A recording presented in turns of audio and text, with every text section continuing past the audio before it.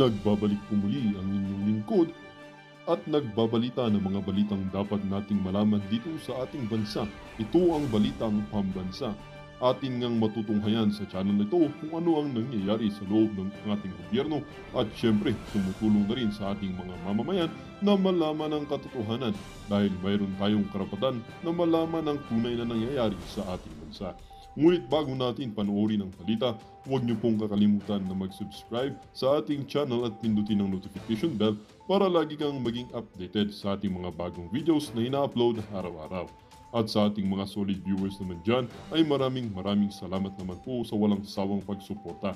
At syempre, huwag din pong kakalimutan mag-iwan ng like at i-share ang ating mga videos. At kung mayroon ka naman pang opinion, ang ating comment section ay bukas para sa inyong mga hinaing. Ito na nga mga kaibigan, ating panoorin ang buong video. Salamat po muli and God bless!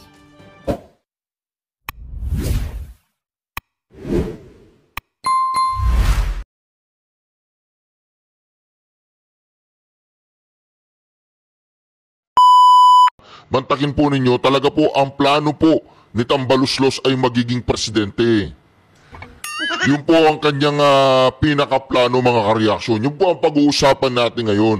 Bakit? Sino pong kakuntsaba ni Tambaluslos? Sino po yung mga kakuntsaba ni Tambaluslos? Di po ba? Ayan po, isa po yan si Attorney Lordan Suwan. Isa po siya na sa parang nagpahiwatig. Kailangang madaliin na ang proseso sa impeachment ni VP Sara Duterte. Visiting her father is not part of her job. She is a weak leader. She should be replaced ASAP. I recommend House Speaker Representative Martin Romualdez. Gago ka ba, Lordan Suwan? Mantakin mo yan. Visiting her father is not part of her job. May tatay ka pa ba, Lordan Suwan? Taga saan ba to, Cagayan de Oro? May tatay ka pa ba? May nanay ka, may pamilya ka? Ha? Kapag nangyari ba sa iyo, hindi mo gagawin yung ginawa ni VP Sara Duterte? Eh kung gano'n, kung hindi mo gagawin, wala kang kwentang tao. Wala kang kwentang anak. Ha? Kapag hindi mo ginawa yung ginawa ni VP Sara Duterte, wala kang saysay, ang pagkatao mo ay basura. Lahat ng Pilipino ay naiintindihan ang ginawa ng isang VP Sara Duterte, kahit Vice President siya, hindi siya katulad ninyo mga bobo. Hindi nyo kayang magtrabaho ng malayo, mga multitasking. Ang mga utak ninyo ay malilit lang. Ibig mo ba sabihin kahit nasa dahi ang VP Sara, hindi niya magagampanan ang kanyang trabaho dito sa Pilipinas? Wala siyang iiwanan? Ganun ka ba kabobo, Lordan Suwan? Isa kang inutil, Lordan Suwan, kung sasabihin mo, visiting her father is not part of her job. She's a weak leader. Ikaw ang weak leader, Lordan Suwan. Hindi ka lang weak leader, isa kang ignorante. Yun na ang pinakadisenting salitang magagamit ko sa'yo. Isa kang ignorante. Tatay niya yan. Di ba mga kareaksyon? Tatay niya yan eh. Sasabihin mo na visiting her father is not part of her job. Pero hindi ikaw ang ano dito, Lordan Suwan. Ang pinaka main point ko dito, yung sinabi mong I recommend House Speaker Representative Martin Romualdez. Pero mga kareaksyon, hindi naman po ang pagiging vice presidente ang target po ni Martin Romualdez. Ang target po niya ay maging presidente. Bakit? Pagkatapos niyang, halimbawa, nagawa niyang i-impeach si VP Sara Duterte. Sino ang susunod niyang i-impeach? Diba? Ito mga kareaksyon ha. Akala siguro ni Bongbong Marcos Jr., anak ni Marcos Sr. na isang diktador, akala niya siguro, kakampi niya ang mga natutuwa dahil pinadala niya ang Pangulong Duterte doon sa dahi. Mga kareaksyon, akala ni Marcos Jr., kakampi na niya ang lahat ng taong nagkaklap, nag-cheer sa kanya nung ipinadala niya ang Pangulong Duterte doon sa dahi. Ay naku po mga kareaksyon. Magugulat po kayo dito sa isiswalat natin. Mantakin ninyo, yung mga taong mismong natutuwa dahil sa pagkakapadala ng Pangulong Duterte dun sa dahi, sila rin yung mga taong tinitira na po si Marcos Jr. Pagkatapos nilang durugin at tirahin ang Pangulong Duterte may padala, doon sa hindi naman nila nadurog. Lalo pa nga lumakas ang Pangulong Duterte. Lalo pa nga naging tanyag eh. Alam po ninyo ang nangyari, nung naipadala ang Pangulong Duterte doon sa dahi, bumulusok po pasubsob itong ratings po ni Marcos Jr. Ilan na po ang ratings ni Marcos Jr. ngayon? Negative na po. Hindi na po yung tinatawag nilang 15% positive. Hindi po. Negative na po. Anong ibig sabihin? Pati po yung mga karatig bansa natin ay disapprove siya. Kaya naging negative na siya, may utang pa. Kaya po dito mga kareaksyon, i-analyze po natin, magre-react po tayo na ang talagang pakay at target po ni Romualdez ay maging pinakamataas na opisyalis ng ating bayan. Ganun po siya kamanyakis pagdating sa kapangyarihan. Mantakin mo yan, nung nayulanda kayo dyan sa may Tacloban, wala kang ibang pagmalaki kundi ang Pangulong Duterte. Nagdala siya ng mga doktor, mga equipments. Tapos, ganyan ang ginawa niyo sa kanya. Hindi po natutulog ang taong bayan. Ito po mga kareaksyon ha. Akala kasi ni Marcos Jr. ang mga dilawang bulok ay kakampi niya. Akala niya si Risa Ontiveros saka mga alipores ng mga dilawan saka mga pinklawan, mga komunista, mga makakaliwang grupo. Akala ni Marcos Jr. kakampi na niya yung mga yan. Hindi po niya alam. O, pakinggan po rin nyo to ha. Pakinggan ninyo to. Dante, ano ang paliwanag ng respondent tungkol dyan? Kasi di ba merong tinatawag na presidential immunity from suit o hindi po pwedeng basta na lamang kakasuhan ang isang nakaupong presidente ng bansa. Di ba? Meron pong immunity ang president. Pero dito, ang gusto po ni Colmenares, panagutin ng presidente. Wala, stick ka. Di ba? Ngayon, tinitira na po si Marcos Jr. Tinitira na si Marcos Jr. Yung mga taong pumupuri kay Marcos Jr. dahil alam nyo na, medyo lumambot sila sa mga makakaliwang grupo. Yung mga makakaliwang grupo ay namamayagpag ngayon. Yung mismong makakaliwang grupo na iniisip ni Marcos Jr. na magiging kaalyado niya at kaalyado niya ngayon, ayan po mga kareaksyon. Tinitira na siya sa Supreme Court. Ito po, pakinggan natin ha. Di ba si Colmenares kamag-anak niya si Leila de Lima? At si Leila de Lima sinabi niya, blessing si BBM sa kanya. At itong mismong blessing tinitira na ni Colmenares. Congratulations Marcos Jr. sa pagkapanalo mo ng first prize. Akala siguro niya ngayon yung mga Duterte na pinakamalaking vote tinatawag natin pinakamalaking parte ng mga botante ay yung mga Duterte. Wala na kay Marcos Jr. Sino pang na kay Marcos Jr.? Wala na mga kareaksyon. Wala namang partidong malakas. Ang malakas sa partido ay yung kay Romualdez. Dahil nandun lahat ang resources. Magandang tanghali, Ella. May nakuha tayong impormasyon na mayroon ng sagot itong hindi naman direkta ang Pangulo sa pamamagitan ni Executive Secretary Lucas Bersamin.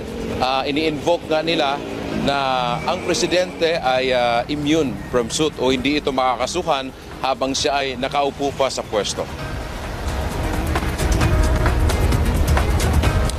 Bago matapos ang oral argument sa mga petisyon kaugnay na paglipat sa 89.9 billion pesos na pondo ng Philippine Health Insurance Corporation of PhilHealth, hiningi ni Bayan Muna Chairman Attorney Nery Colmenares sa Korte Suprema na dapat manatiling kasama si Pangulong Ferdinand Marcos Jr. sa mga respondent sa kaso.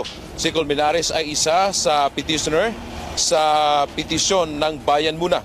Ginawa ni Colmenares ang apela sa korte matapos ang motion ni Solicitor General Bernardo Guevara na alisin bilang respondent si PBBM sa petisyon dahil bilang presidente ay may immunity from suit o hindi ito pwedeng kasuhan. O, di ba? Si Colmenares ngayon, sabi niya, pumunta ka dito sa Supreme Court, BBM. Natapos na tayo kay Digong, nasa dahi na siya. Tapos na tayo sa kanya, ikaw naman, lika rito. Akala siguro ni Bongbong Marcos, yung mga komunistang yan, kakampi na niya. Bayan muna yan, di ba? Hindi ba komunista yan? Di ba mga ka-reaction? Ay, hindi komunista. Pakitanggal po ninyo yung komunista sa record in aid of the legislation. Si Colmenares, pinapatawag na po si Bongbong Marcos doon sa sa Supreme Court. Oh. Mantakin nyo yan mga ka-reaction. Yung mga iniisip na kaalyado magiging taga-suporta ni Bongbong Marcos, pinapatawag na po siya ngayon doon sa Supreme Court. Kailangan niya magpaliwanag patungkol doon sa mga PhilHealth. Mantakin po ninyo yan mga ka-reaction. Nangyayari yan sa buhay ni Marcos Jr. Wala na ang asawa. Ay, walang asawa. Nasaan ba yung asawa niya? Nagtataka ako. Ang dami ng mga okasyon na nangyari dun sa Malacanang. Hindi pa rin nagpapakita yung asawa niya. Nag-divorce na ba kayo? Di ba nagkaroon yung sa mga Muslim? Yung pagkatapos sa Ramadan, yung ngumunguya siyang ganun, hindi niya nalunok-lunok. Wala doon. Dumating yung Defense Minister ng United States of America. Wala din siya doon. Parang state visit yun. O diba, nawawala si Lisa, iniwan si Marcos Jr. Critical ba si Marcos Jr. ngayon? Meron ako nababasa sa Facebook, meron ako naririnig sa Facebook tsaka sa YouTube, na critical daw si Marcos Jr. Hindi ko po alam kung totoo o hindi.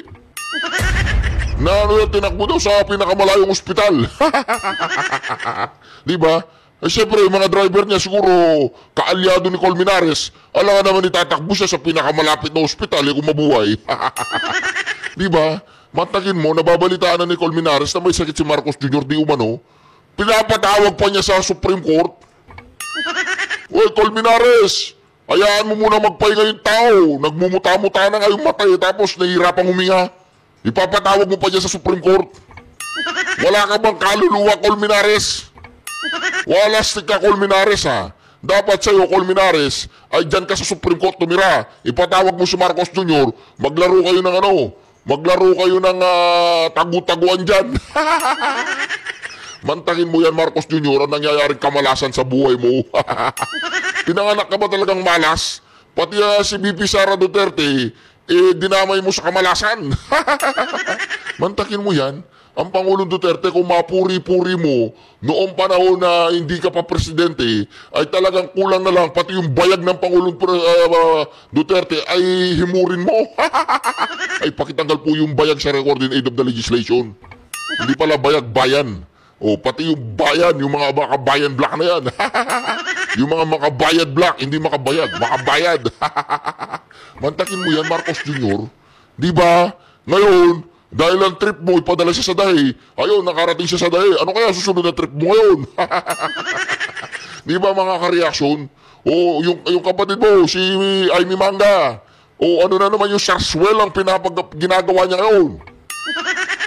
Oy, Amy Manga, kung may babalik mo dito ang Pangulong Duterte, bilib na kami sa'yo. Kung contempt mo si Tory, kung makokontempt mo lahat ng mga hindi sakop ng presidential privilege, kaya mong i-contempt at padala na subpina at mabitbit mo sila dyan sa Senado at tapos i-contempt mo sila, ikulong mo sila doon sa Quezon City Jail. Talagang mananalo ka, magna-number 1 ka sa Senate. Pero kung paganyan-ganyan ka lang, magsama na lang kayo ng kapatid mo. Sa bagay, hindi nang tatagal, magsasama talaga kayo. Hindi, nililigtas po ni Marcos Aimee ang kanyang sarili at pilit niya nililinis ang kanyang kapatid na di umano, hindi ang kapatid niya ang may kagagawan ng mga katarantaduang yan. Oy, Aimee, hindi naman talaga ang kapatid mo ang may kagagawan. Dahil kung may utak ang kapatid mo, kung hindi siya weak leader, ay hindi niya ginawang itapon ng isang Duterte doon sa dahi. Diba? Ngayon, naging bayani na tuloy ang Pangulong Duterte. kinukumpara na siya kay Jose Rizal. Lahat ng eskwela ngayon magpapagawa sila. Libro, tsaka baril. Yung libro hawak-hawak ni Jose Rizal, yung baril hawak-hawak ni Digong. O diba? Ang tawag doon, tapang. Tapos si Rizal, malasakit. Tapang at malasakit, o diba? Hindi, tapang at talino ang tawag doon. Pero palagay ko mas matalino si Pangulong Duterte kaysa kay Jose Rizal. Di ba mga ka-reaction? Oh. At least, si Pangulong Duterte, maraming tumino ang buhay sa kanya. Oh. Maraming nagsasabi, kung hindi kay Duterte, baka patay na ako sa droga. Oh. Di ba mga ka-reaction? Pero dito, balikan po natin itong banat po ng Makabayan Black. Makabayad, yung bayad muna. Si Colmenares, mga ka-reaction. Talaga pong hayagan pagkatapos ni Digong na imapadala nila doon sa Dahay. Ang inaharap naman nila ngayon si Marcos Jr. Alam po ba ninyo, hindi ko alam kung totoo o hindi, na si Romualdez ay supporter ng mga alam nyo na. Kaya si Romualdez lang ang hindi nila pinapatawag dyan sa Supreme Court. Pero malapit-lapit na pumunta sa Supreme Court yan, huwag kayong mag-alala. Di po ba? Sino bang presidente ngayon? Si Romualdez? Para yata si Romualdez siya yung mayroong tinatawag na immunity O pakinggan po ninyo to Parang gustong gawin dito nitong si Colmenares na supporter ng mga makakaliwang grupo. Colmenares, tanong lang, supporter ka ba ng mga teroristang NPA? Hindi, sa bagay, kung sasabihin mong hindi, kayo lang ang naniniwala doon. Anyway mga kareasyon, pakinggan po natin ito mga kareasyon Itong pinakamaganda dito mga kareasyon. Si Bongbong Marcos, binabanatan na siya ng mga iniisip niyang kakampi niya. Ito po mga kareasyon, pakinggan po natin. Pero paliwanag ni Colmenares, may kapangyarihan ang Supreme Court na ito ay i-modify o baguhin. Binanggit ni Colmenares na sa ilalim ng 1973 Constitution ay nakalagay ang immune from suit ang Pangulo, pero sa 1987 Constitution ay inalis na ito. Dagdag pa nito ang ginawa ni PBBM na pag-certify bilang urgent ang pagpapasa ng 2025 General Appropriations Act ay nawala namang emergency ay personal. Ito ay isang short circuit o minadali na proseso na hindi dumaan sa tamang proseso. O diba? Sabi po ni Colmenares, yung 1972 na konstitusyon daw, merong immunity ang presidente sa mga abla. Pero 1987 wala na. Nung panahon ni Cory Aquino. Di ibig sabihin, pwedeng idemanda ang presidente, ganoon, Colmenares. Di ba mga ka-reaction? O ngayon, tapos itong GAA, sumakay sila. Sino bang nagbulgar na GAA? Utangin lang yan. Sino na nagbulgar? Ngayon, sinasakyan na ng mga makakaliwang grupo.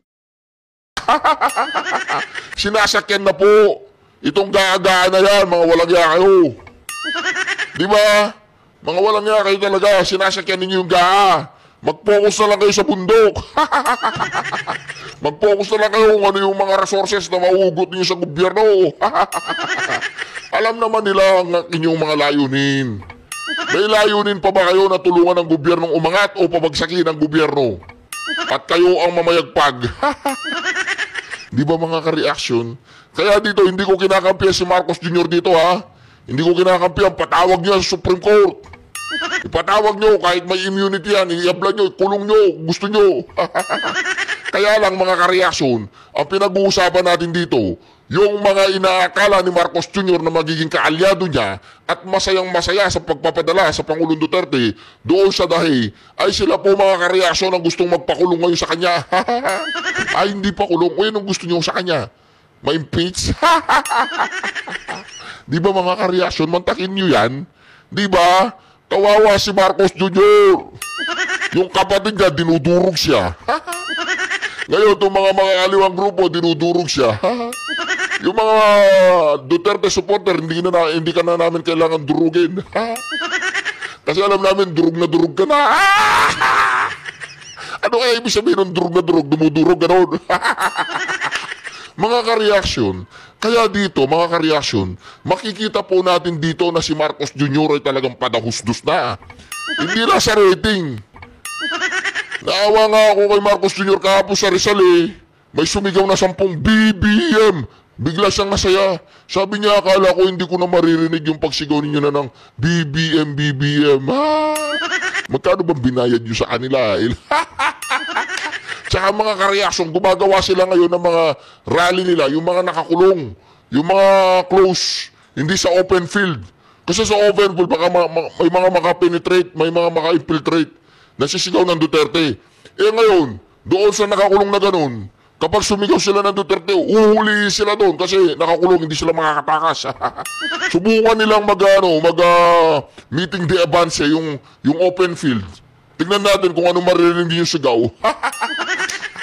Di ba mga kareaksyon? Kasi galit na po mga kareaksyon ng taong bayan sa ginagawang kahayupan ng gobyernong ito. Ngayon, kaliwaan ang problema ni Bongbong Marcos. Si Marcos Jr., anak ng diktador na si Marcos Sr. Mantakin niyo yan mga kareaksyon ha. Si Colmenares ngayon, o yan, pinapatawag kayo sa Supreme Court, sumagot ka raw.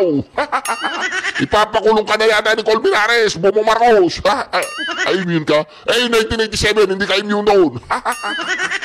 Legal, imposition din anya sa co-equal branch ng gobyerno o ng Kongreso ang na ito ay i-modify o baguhin. Binanggit ni Colmenares na sa ilalim ng 1973 Constitution ay nakalagay ang immune from suit ang Pangulo, pero sa 1987 Constitution ay inalis na ito. Dagdag pa nito ang ginawa ni PBBM na pag-certify bilang urgent ang pagpapasa ng 2025 General Appropriations Act ay nawala namang emergency ay personal. Ito ay isang short circuit o minadali na proseso na hindi dumaan sa tamang prosesong legal.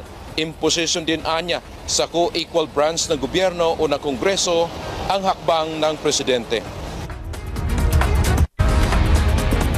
So this is an imposition by the President not only to short-circuit a legislative process but an imposition on a co-equal branch. Hindi pwedeng absolute yung poder niya na parang kahit walang emergency, pwede niyang utusan ng House or the Senate to do that. Binigyang diin pa ni Colmenares hindi totoong mahaharas o maiistorbo ang Pangulo kapag kasama siya sa kaso. Napakarami anyang magtatanggol sa kanya sa pangunguna ng Office of the Solicitor General o OSG. But if there are cases that will be filed like this, Your Honor, we contend that the President cannot be harassed. He has biggest law firm in the country composed of very intelligent Solicitor Generals and Assistant Solicitor Generals, Your Honor. How can he be harassed with that? Ela ang naging tugon naman kahapon ng Korte Suprema sa pamamagitan ni Supreme Court Chief Justice Alexander Hesmundo ay maglalabas sila ng agarang resolusyon dito sa issue nga ng paghiling ng SolGen na dapat alisin si PBBM bilang respondent dito sa kaso ng PhilHealth. Gayon din yung pakikinggan din nila yung pleading naman o apela ng kampo ng mga petitioner sa pamamagitan ni Attorney Nery Colmenares na dapat manatili ang Pangulo bilang parte dito sa kaso. Yan mo nating update mula dito sa Baguio City. Balik sa iyo, Ella. O anong masasabi mo ngayon, Marcos Jr.? Sinisimulan ka na ni Romualdez, ni Colmenares. Kasi ang grand ang plan dyan, pagkatapos ma-impeach si BP Sara, sinong susunod na i-impeach? Bago mag-2028, yun, palaisipan yun. Pero hindi po pwedeng ma-impeach si BP Sara Duterte. Kasi pag na-impeach si BP Sara Duterte, magiging Vice President si Romualdez. Pag naging Vice President si Romualdez, ang susunod na i-impeach o overdose ay... Ano ba yun? Ba't may overdose? Walang overdose. Overdose sa saya, gano'n. Ang susunod na i-impeach ay overdose sa saya. Alam nyo na kung sino yun. Pag-comment po sa comment section. Mantakin mo yan, di ba? Napakasalimut po ng nangyayari sa buhay po ngayon ni Marcos Jr. Hindi na siya makalabas. Hindi na siya makapangampanya. Hindi siya maka meet and greet sa mga tao. Di ba mumurahin siya? Ha? Sabi niya, putangin na ka, pinadala mo si Duterte doon. Animal ka, putangin na mo, pinadala mo si Duterte doon. Oh, di ba? Yun ang maririnig niya sa taong bayan.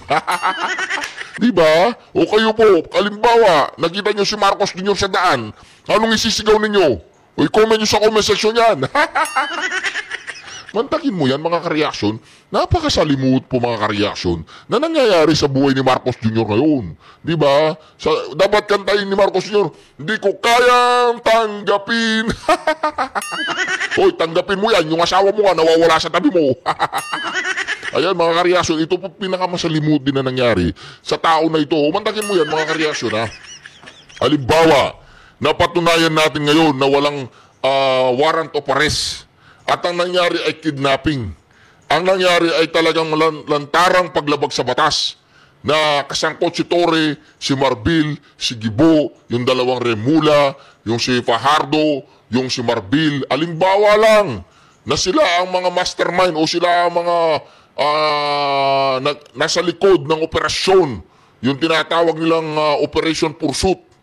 O di ba? E di, pagsamasamahin natin sila sa kulungan. Hindi ako papayag. Hindi ako papayag magsama-sama sila sa kulungan. Kailangan magkakaiwalay na selda. Yung isa sa Sputnik, yung isa sa Sige-Sige, yung isa sa basta't iwaiwalay sila. Di ba mga ka-reaction? Joke lang yun, pero ito po seryoso to. Na halimbawa lang na napatunayan at ang Supreme Court sinabi niya, i-ano nyo dito, i-produce nyo si Duterte dito sa Supreme Court. Hindi nila pwedeng sabihin na hindi nila pwedeng sabihin ay di pwede, ay magkaka-constitutional crisis. Magkaka-constitutional crisis dyan. Pag sinabi ni Remula na, hindi na namin kayang padala, wala na sa aming jurisdiction, problema nyo yan. Magkakaroon ng constitutional crisis yan, di ba? O ito po mga ka-reaction, pakinggan po natin ito ha. Ito rin, palagay ko itong tao na to ay talagang may kamalasan din sa buhay. O may kamalasan sa kanyang bunganga, o di ba? Di ba, para yatang, teka lang, bago natin talakayin yung susunod nating paksa, para yatang talagang napaka-makapangyarihan po ni Romualdez na nangyayari sa paligid natin ngayon. Minsan nga, naisip ko, halimbawa, hindi ko alam yung talagang totoo sa mga Duterte. Halimbawa, nabulag ako ng pera. Palagay ko, nakikipaglaban ako ngayon para kay Romualdez. Ha? Diba? Siyempre, kung o-opera niya ako ng mga 5 million per month. Diba? Tapos, wala akong kinalaman sa mga Duterte. Wala akong kinalaman sa katotohanan sa patungkol sa Duterte. Wala akong kinalaman. Ang alam ko lang, si Romualdez ay nagbibigay ng mga ayuda. E di, ikakampanya ko siya at may paglalaban ko siya. May 5 million per month pa ako. Di ba mga ka-reaction, napakasarap no? Kaya lang, dahil alam ko ang katotohanan, alam ko ang mga Duterte, alam ko ang nararanasan natin ngayon, alam ko ang pinagdaraanan ng mga maralitang Pilipino at mga simpleng mamamayan, na sila po ngayon ay isang kahid wala ng tuka, puro kahid na lang, wala ng tuka. Oh. Isang kahid, 3 araw kumayid, isang araw tutuka. Mga ka-reaction, marami po nagugutom ngayon mga ka-reaction. Totoo po mga ka-reaction, maraming gutom na gutom ngayon sa ating mga kababayan. At alam po ba ninyo kung nasaan yung pinakamaraming gutom? Doon sa Kongreso, putangin na, mayayaman na sila, kurako dito, kurako doon. Gutom pa rin sila. Ay hindi sila nangungurakot sa Kongreso. Pakitanggal po yung kurakot sa record in aid of the legislation. Hindi pala sila nangungurakot sa Kongreso yan pinatanggal ko na. O ito ba mga reaksyon, pakinggan po natin ito. Nagsorry ang congressional candidate sa Pasig na si Christian Sia kaugnay ng kanyang biro tungkol sa mga single mom. Pero ang COMELEC hindi yan kinatuwa, kaya pinagpapaliwanag ang kandidato. Nasa frontline balitang yan si JC Cosico. Ang mga solo parent na babae na nireregla pa, na malinaw, nireregla pa, at nalulungkot, minsan sa isang taon, pwedeng sumiping ho sa akin. Ina mo! Di ba mga ka-reaction? Mantakin mo yan? Tumatakbo Kongreso! Binibiro mo yung mga single parents, napakasakit, napakahirap maging single parents. Tapos sisipingan mo lang nagre-regla. Pumili ka pa yung nagre-regla. Di ba? Kabastusan yan, Brad. Di ba? Huwag mong gayahin si Duterte. Ano ba to? Lawyer ba to? Lawyer ba to? Di ba mga reaksyon? Kahit siguro kaalyado ni Romualdez yung kalaban nito, sasabihin ko dun sa mga tao dun, iboto nyo yan. Hindi kaalyado ni Romualdez, hindi, walang problema, iboto nyo yan. Walang ya, pipiliin pa niya yung mga nagre-regla. Tapos sisiping sa'yo. Napakaganda ng sense of humor mo, boy. Di ba? Pangit yan, hindi maganda yan, hindi ganyan na mag-joke. Nasa frontline balitang yan si JC Cosico. Ang mga solo parent na babae na nireregla pa, Nay, malinaw, nireregla pa. At nalulungkot, minsan sa isang taon, pwedeng sumiping ho sa akin. Yun nung interesado, magpalista na ho rito sa mesa sa gilid. Yan ang biro ng congressional candidate sa Pasig na si Attorney Christian Sia sa isang campaign event. Pero agad niya yang binawi. Sabagay, lahat naman ay nagkakamali. Nagkamali lang siguro itong si attorney. Pero attorney, kung mahilig ka sa mga single mom na nireregla, wag mo nang ipangalandakan dyan sa iyong pangangampanya. May asawa ka na, di ba? Sabi mo? Oo. Tapos ang trip mo yung mga single mom na nireregla. Liro lang ho, may asawa na ho ako. Kaya ito sasabihin ko sa mga nangangarap, mamamatay ka, di mo ako matitikman. Di ba? Grabe ka. Anong feeling mo sa sarili mo? Ikaw si Reaction TV PH? Feeling mo ikaw ako? Feeling mo kasing pogi kita? Hindi pwede yan, boy. Huwag kang pipili ng mga nireregla. Kahit nga yung mga menopause hindi na bagay sa'yo eh. Di ba? Ako naisip ko lang nga yung asawa nito. Yung asawa nito, di ba? Nakakalungkot. Asawa mo yan. Sasabihin niya, nagjo-joke siya, gino-joke niya yung mga single mom. Alam mo ba, Brad, yung mga single mom, kung anong pinagdadaanan ng mga single man? Single mom nila, single mom na sila, nagiging single dad pa sila. Sila na yung ina, sila pa yung ama. Bakit hindi mo na lang pinagtripan pero dapat hindi mo pinagtitripan yung mga nireregla. Bakit trip mo yung mga nireregla, Brad? Ha? Trip mo ba yung kasalukuyan nireregla? Bastos ka rin, Brad. Hindi tama yan. Dapat umatras ka na sa iyong pangangampanya. Yun ang payo ko sa'yo dahil matatalo ka na. Pero hindi yan ikinatuwa ng marami, lalo na ng COMELEC. Ang biro nakakasakit, hindi biro yon, lalo pa kung ito ay nagpo-focus sa isang particular na grupo. Agad naglabas ng show cause order ang COMELEC laban kay Sia dahil sa posibleng paglabag sa anti-discrimination and fair campaign guidelines. Oras na matanggap ang show cause order, may 3 araw siya para magpaliwanag kung bakit hindi siya dapat sampahan ng reklamo. Kasunod niyan, nagpa-press con si Sia at nagsorry.